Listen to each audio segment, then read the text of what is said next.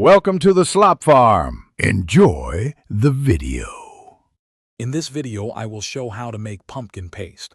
Start with a firm, fresh pumpkin, ideally a sugar pumpkin, weighing about 2 to 4 pounds.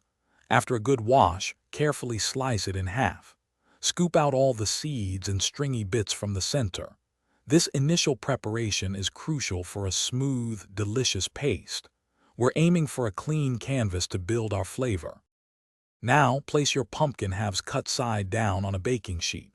Roast them in an oven preheated to 375 degrees Fahrenheit for about 45 to 60 minutes. You'll know it's ready when a fork easily pierces the flesh. Roasting brings out a deeper, sweeter flavor compared to boiling, which is key for our rich paste.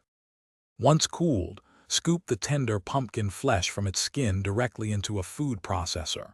If the mixture seems too thick, add 1 to 2 tablespoons of water or even a little vegetable broth to help it along.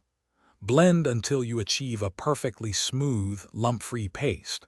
This step ensures a consistent texture for all your culinary creations. Your homemade pumpkin paste is now ready.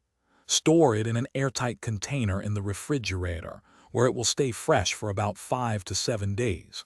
For longer preservation, freeze it in convenient 1-cup portions. This versatile paste is perfect for pies, soups, or even a delicious morning smoothie. Enjoy your fresh, homemade goodness. Thanks for watching. Consider subscribing if we helped you today.